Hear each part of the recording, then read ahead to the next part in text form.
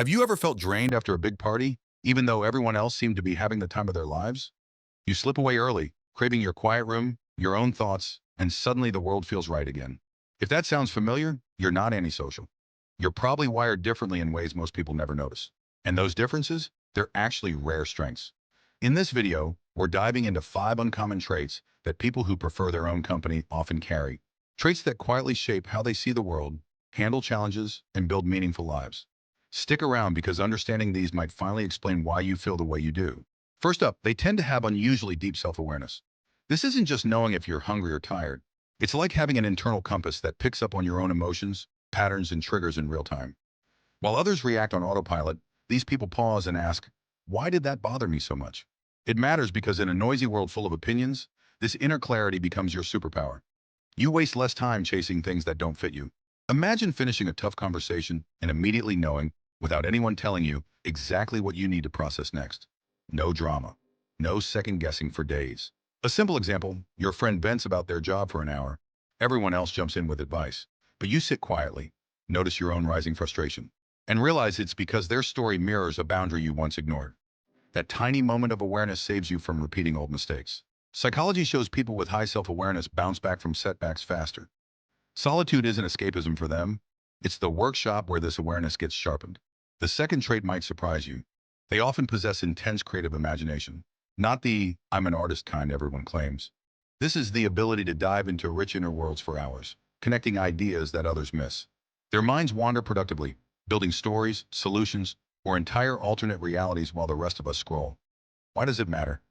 In daily life, this creativity turns problems into opportunities.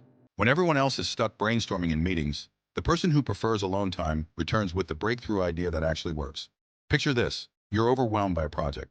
Instead of forcing group chats, you step away, make a cup of tea, and let your mind play. 30 minutes later, a completely fresh approach pops up. Studies on creative thinking consistently show that people who enjoy solitude generate more original ideas. The counterintuitive truth? Their love of alone time isn't laziness. It's fuel. The quiet lets their imagination stretch without apology, and that inner playground often becomes the source of their biggest contributions. Third, these people usually build unshakable inner peace. This isn't fake positivity. It's a deep emotional stability that doesn't crumble when life gets messy. Because they've spent real time with their own thoughts, they know how to sit with discomfort instead of running from it. In everyday situations, this shows up as calm decision-making. When arguments break out or plans fall apart, they're the ones who don't spiral. They feel the stress, sure, but they don't let it hijack their entire day. Take a tough week, deadlines piling up, unexpected bad news. While others vent endlessly in group chats, the solitude-preferring person steps back, processes alone, and returns steadier. Research on emotional regulation suggests that regular time in quiet reflection strengthens the brain's ability to handle uncertainty. Preferring alone time often means you've already faced some inner storms. And on the other side of that, a quiet confidence that external chaos can't easily shake. Fourth trait, razor-sharp observation skills. They notice what others miss. Tiny shifts in tone, inconsistencies in stories, the way someone's shoulders tense when they're pretending everything's fine. This skill grows in silence.